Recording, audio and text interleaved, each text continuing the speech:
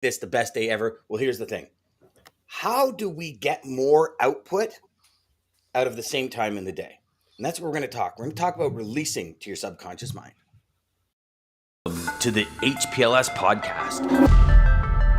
Live, relevant, and high performance information, conversations, and education weekly.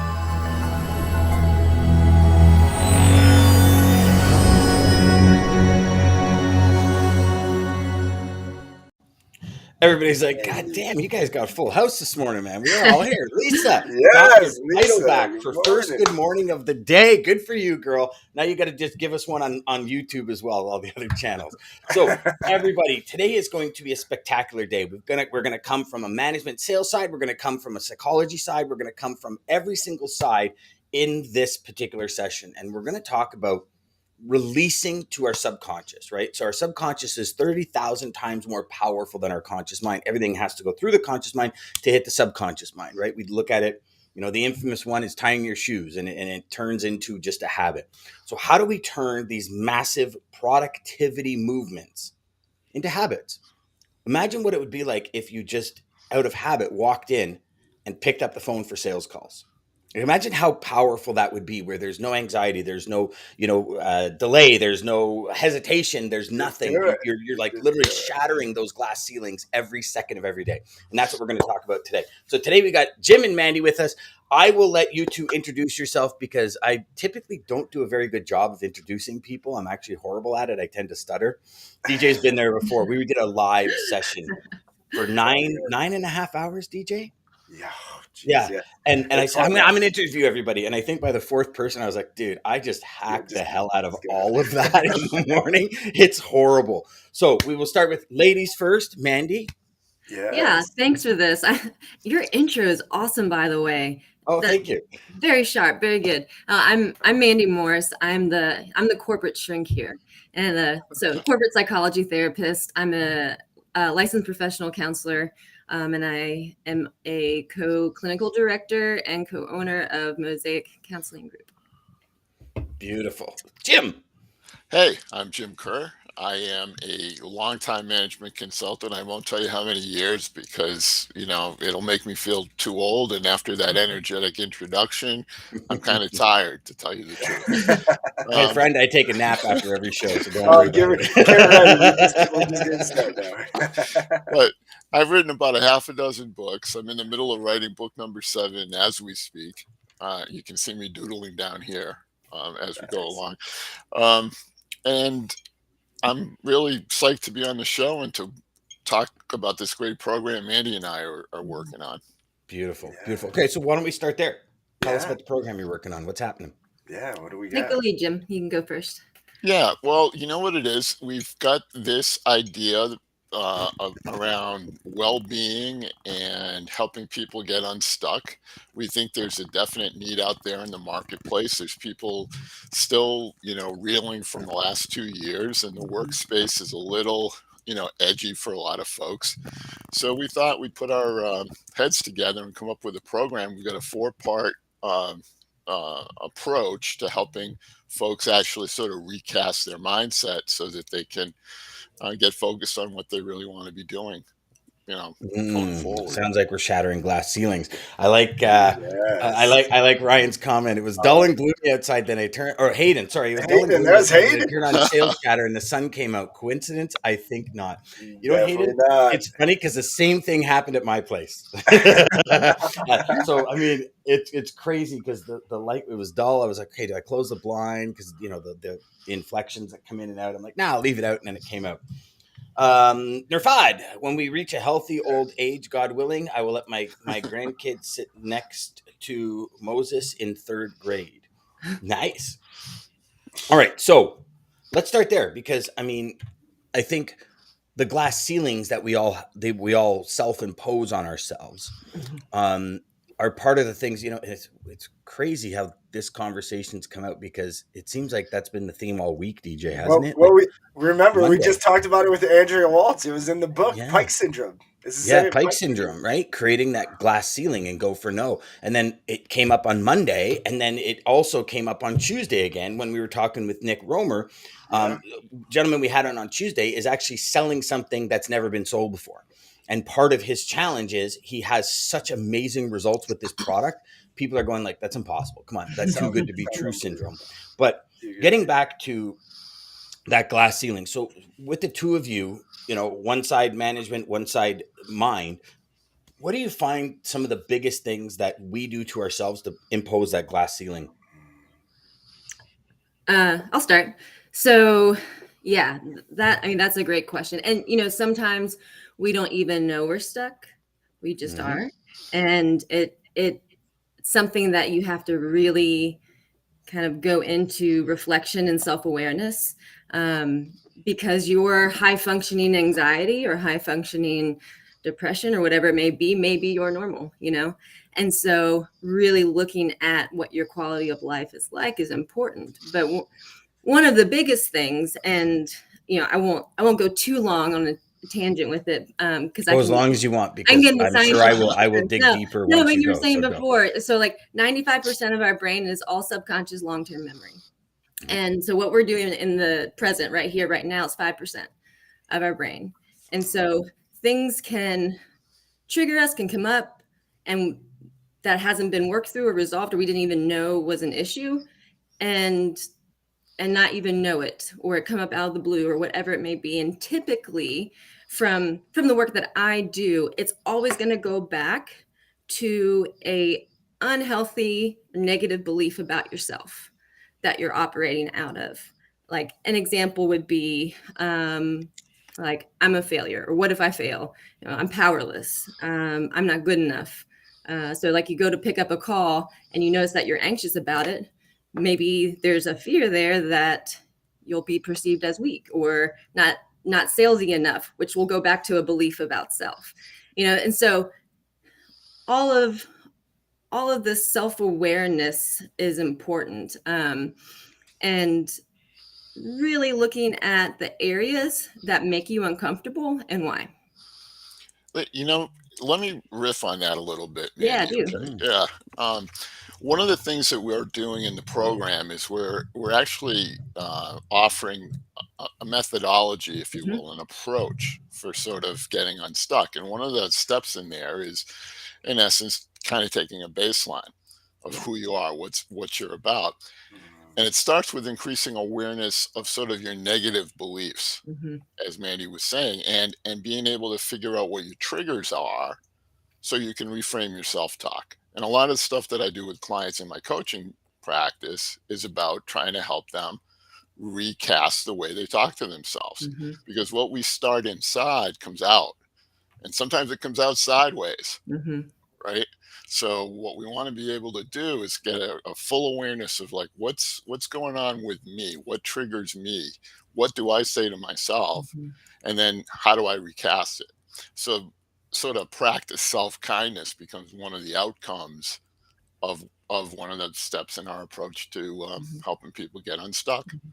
Yep, Mm, absolutely. mm. And So, go ahead. sorry, Mandy, go ahead. No, I was just gonna say, and yeah, because um, a lot of people who we both work with, will have a habit of some negative thoughts or negative thinking, and they think that pessimism they think is realism. And the reality is that negative thoughts don't have any value. They don't get you into problem solving mode. They don't help you in any way. And so we really dive deep into that, along with other parts like our principles, our story, our action steps for after. I mean, all of it is this package program to help you rewire your operating system. Okay. So you're kind of taking that self-image piece Hmm. and you're taking your little conversations today, as I call them, your little conversations that you have with you, you're amalgamating them and saying, okay, pay attention to this. So how would one go about identifying what is stupid self-talk? Like, oh, that's just the way my brain's wired. And secondly, we have one of the biggest things that I've found anyways in a lot of the people that we've coached, we've trained, that DJ and I've spoken to, it's that self-talk that you say, okay, now I realize it, but the gap between this is how long it's been programmed in my head and become ingrained, and now I'm trying to change it in a week. And 2 weeks later, nothing's happening, so I'm getting frustrated. I'm kind of going back to my regular self. We often refer to it like a golf swing, right? Like you're playing golf and you're an average golfer, and you go to a golf school and they rearrange your swing and it feels really weird. It feels awkward. But if you stick with it, you get more fluent and you can start really crisping the ball and really playing the game of golf the way it was designed to play. That's a great analogy. Yeah. Right. The game of life is the same way. And I mean, let's call a spade, right? This is the reason books are called shelf help instead of self-help. Because most people go in to buy a book, buy a program, when they're in a valley, and we should never make decisions in a valley. And when they're in the valley, they buy it. But all of a sudden, that life cycle that tends to happen with everyone, all of a sudden we start coming up. They read 2 chapters. The book goes on the shelf. It collects dust. They're like, oh, that's a great book. That's a great book. I mean, I was in the worst time of my life. I read the book and now I'm not. But it hasn't really changed anything. So what is the differentiating factor to change what you're trying to have people identify? You want to start, Jim? You want me to? No, We're going deep. We're going deep, people. We're going deep. Okay. Yeah. Well, and I think it's cool because we have, I mean, we do very similar things with this, but we have 2 very different backgrounds, and that's why what we do is, I feel, very unique and powerful. So as to start off with that, I call it becoming the curious inner scientist of yourself, like just learning to be the observer of your thoughts and your feelings. Just because you think something doesn't mean you have to go with it. And just because you feel something doesn't mean the thoughts connected to it are accurate. And so you don't want to be judgmental about what goes into your mind or what comes out of your mind and how you feel. You just want to observe it. It's typically the judgment around those thoughts that creates more problems. Does judgment stem from past failures or successes? Past failures, successes, shame, something connected to what's going on that maybe has happened before that, your brain is just picking up on. One of my favorite quotes is by Aristotle. It's the mark of a educated or wise mind is the ability to have a thought and not believe it. So just because you think something doesn't mean it's true. So first step, become the observer. And then you can take a look at that thought. Is this helping me? Because our thoughts, feelings, and actions are all interconnected. That's going to drive behavior and how you feel. So that would be a starting point, I'd say. Okay. Yeah, I mean, well, kind of playing off of that a bit, and actually one of the comments you made, Dan, you got to want to do it. You got to want to change, so it doesn't really matter, what book you read or what practice you're considering doing. It only matters if you do it. It only matters if you want to change. So one of the things change or even be better. Yeah. Yeah, right. The focus of our thing is sort of getting unstuck. And part of what we do is we say, okay, you've got an origin story. Let's start there. Let's understand how you got to where you are right now. So we go through an exercise where we help people kind of tell their origin story. Where did they come from? How did they get here? How did Dan and DJ get to hosting this great podcast today? Like what happened to get you guys here, right? And then a little later on, as we go through a little bit more of, the exercises in the program and so on, we get to actually fashioning your story of you for the future. And we make you kind of talk about it in regard to already achieving that vision for yourself. So this is who I am. I'm up on stage. I'm doing this. How you want the story to end. Right. You want the chapters to be. Yeah. Yeah. And it's, it's playing off of strengths and weaknesses and opportunities and all that stuff. But it's about trying to help recast the script, flip the script, so that people have a plan by the time they get done with our 3 days together. They have a plan to actually go about moving forward and achieving their vision for themselves. They start where they are, the origin story, and then we help them get to where they want to go next. So what would you suggest to the people? Sorry, DJ, go ahead. No, go ahead. Go ahead. No, go, brother. It's all good. I Go. was just gonna say, I mean, you guys, to me, I think you hit it right there, Jen. You finished it and hit it right on the head. But with the awareness and then really tracing back, I mean, that's what kind of helped me was like, okay, because the Dr. Bruce Lipton idea of we have this recording going on from 0 to 6, and we're just reliving this recording until we change it. It was like, okay, well now I have to. Why do I feel this way, and why are these things happening? And then it's okay. Well, this is I remember this and I remember that. And, oh, we might have been doing this, so this might maybe cause that. And just that awareness really was like boom. And then finding the clarity is really was the key. But yeah, you guys, that was. So I here's the agree. second part of that I think is super important for everybody watching and listening. It's all great. The conversation's amazing. The structure, the process. How does somebody go about doing it? Because everyone watching and listening, it's all good. We get a dopamine drip. We get all this great stuff from watching positive psychology and watching guys like Napoleon Hill and all this stuff and Bruce Lipton. It's fantastic. But then there's those quiet moments by ourselves when we put our head down on the pillow. And all of that talk from the day turns into lies when it's real talk, because we really do have this glass ceiling that we put on ourselves. And, if a guy like Elon Musk can make it, why can't anyone else make it? And then we start coming up and rationalizing. We ration lies to ourselves about, well, he's this, but it's not. He puts his pants on one leg at a time, just like everyone else. So how do we make that transition? How does one go from, I know there's more. I mean, I might not know exactly how to get there today, but I know there's more for me out there. What would you guys suggest for anyone watching that's kind of in that dilemma right now? Like take all, let's strip this down to the bare minimum. Take all the talk out of the way. What is the action plan for them to get to that newfound? Because then once you get there, we all know the next level is the same thing to get there, because we might, for a salesperson, for example, in logistics, right? Our entire network is logistics.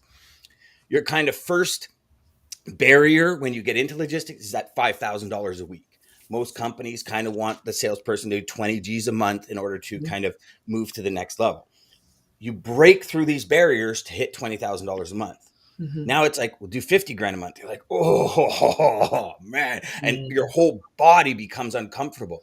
But when you break through each level and hit 50, now somebody says, do $100,000 a month. There's no way I could be $1 million producer, but you can. And it's breaking through that again. So what do you guys do differently, specifically to help people break through these barriers?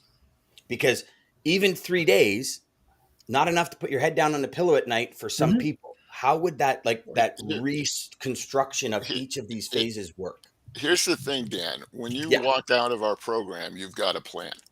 The last step in our process is develop an action plan for you. So you can't work my plan. You got to work your plan. And we continue to follow up for accountability and coaching. Okay. So if you What think is about, that action? I go want live? to kind of go through the process really quickly Go for it. for the audience. Start with baseline. Here's where I am. Define your target, your vision for yourself. That's where you want to be. There's a delta, there's a gap. Fill those gaps with actions, and that becomes the input into your action plan. So that's why everyone's action plan is unique to them. It's bespoke for them, because they're all starting someplace, their own place, and they're all going someplace where they want to be. So that gap has to get filled with action, with activity. And to answer your question, how do you do it? You work your plan. You have to work your plan. It doesn't make any sense to walk out of our session with a nice set of ideas and not use them. If they become dust-ridden shelfware someplace, like the book analogy that you used at the beginning, you read a couple of chapters and put it away, not going to make the change.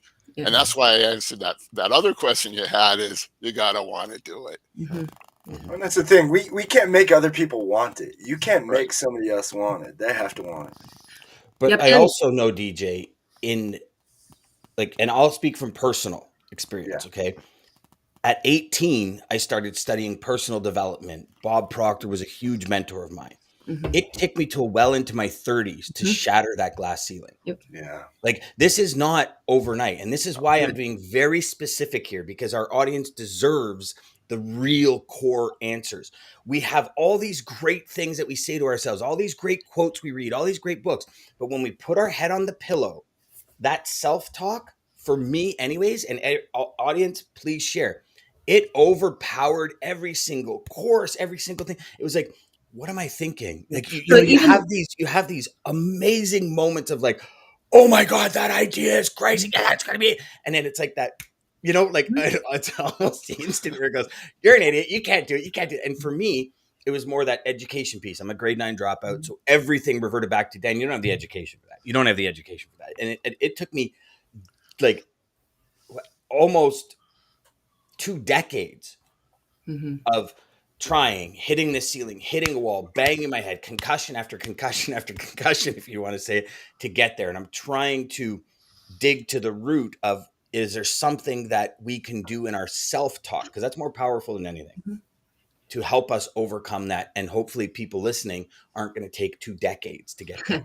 Right. Yeah. Well, and that's the thing too, is that, you know, we don't want anybody to spend years trying to, you know, break through these ceilings and it take forever. Like we really believe and know, and even from the science behind all of this, that what we walk y'all through will work. And so when he was talking about the story and then the vision, and then there's all the things in between, and what you're saying right now, it's breaking down why you keep getting stuck.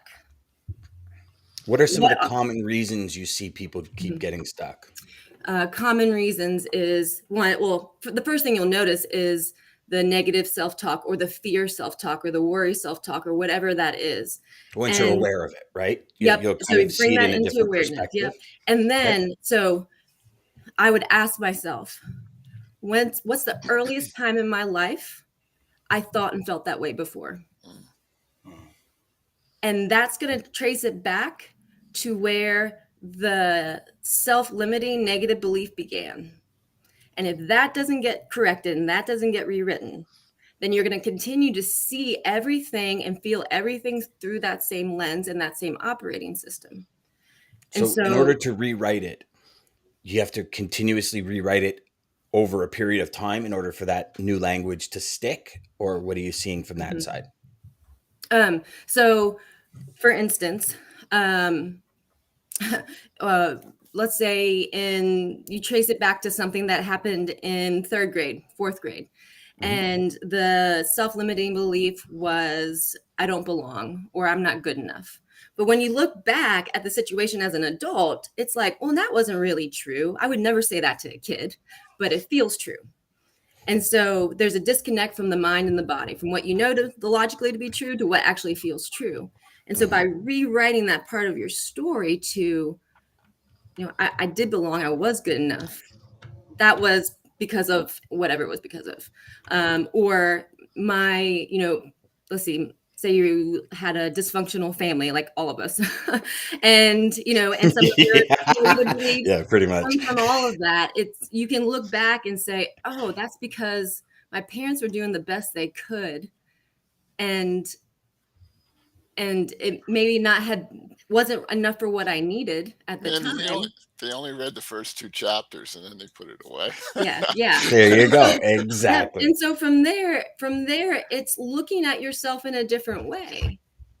And it's being able to now apply this new healthy belief about self into everything in the future.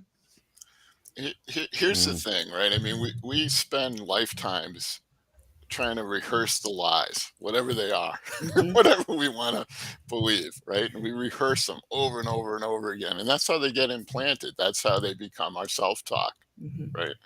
So the very first thing you got to do is become aware.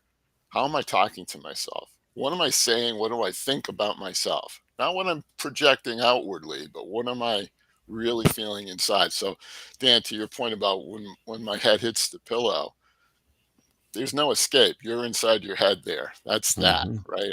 There's no more projection. You know, we're not on a podcast now. What do we actually believe?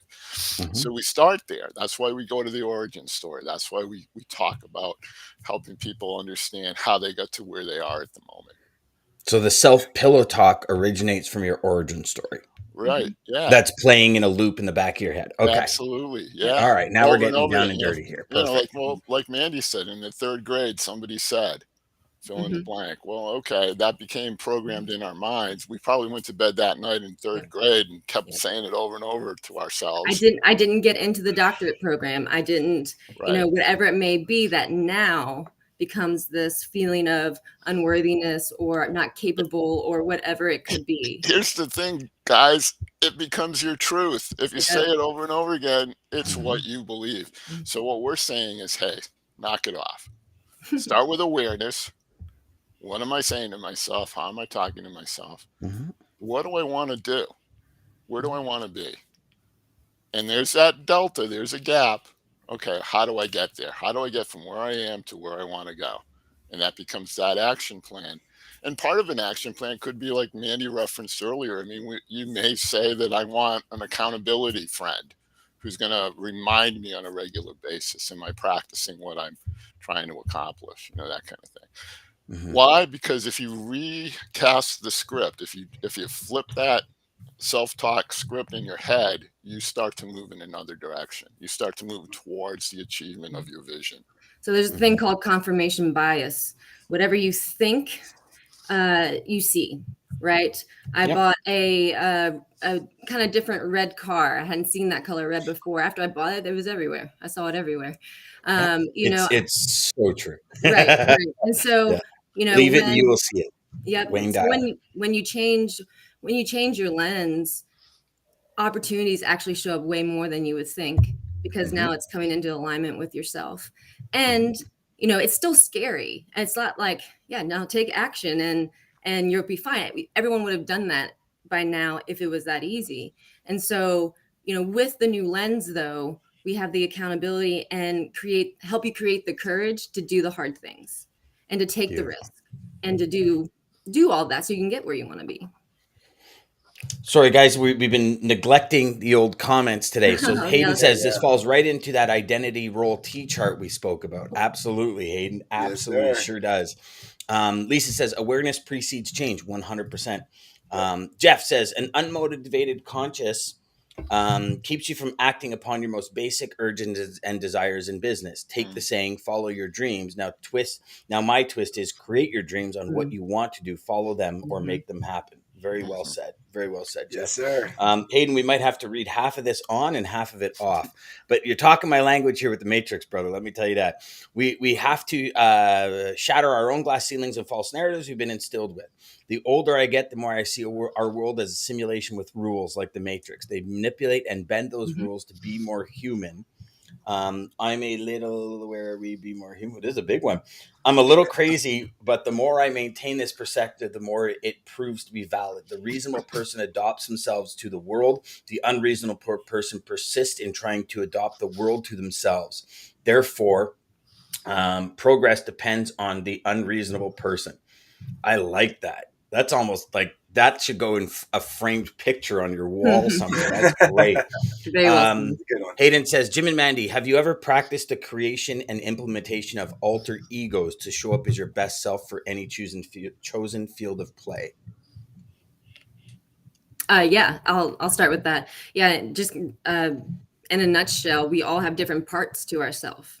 The part of you that is anxious is just a part of you. There's also a part of you that knows how to have confidence, and there's a part of you that knows, um, how to talk to people in a different way or whatever it may be. And so, when we can identify that we actually have all these different parts of ourselves, then we can look at who do you want running the show.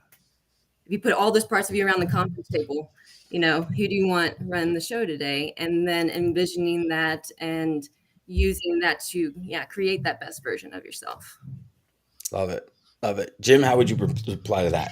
Yeah, I think it's a tremendous idea. It's not something that I practice with my clients, but one of the maybe similar things that we do is we kind of go through an exercise, usually early in a coaching thing, and talk about superpowers. What's your Hmm. superpower? Yep.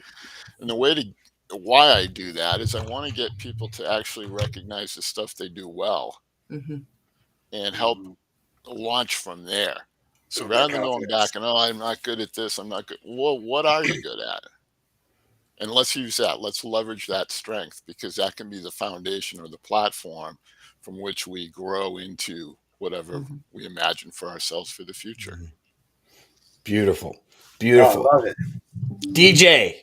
I love it. So first, for all of you looking to find out more about programs and all that, please connect with Jim or Mandy on LinkedIn. I want y'all to actually take the action and go and do that, because Yes, that if you feel shows like that's you're a little bit stuck. of a micro commitment. Go do that. Go connect with them. Ask them about their programs and services and what they can offer. Hopefully, you guys have seen the value of that transition from really being aware, taking that awareness, turning it into action, taking that action and crushing that glass ceiling.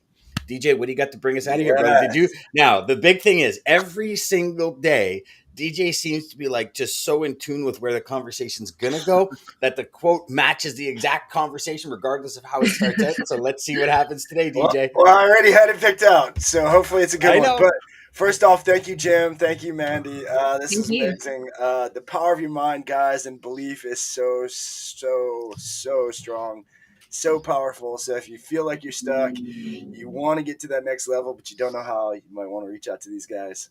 Again, like us and subscribe down below if you're watching this on a replay. We do replay this as well now every day, 12 12 o'clock. and 3 times a And day. 3 Eastern Standard Time. So you will see a replay of the show. If you do see it, then we're not live. We might be live before, but if not, again, like and subscribe to catch us when we're notified. Monday through Friday, 9 a.m. to 9:30. Start your day right with us.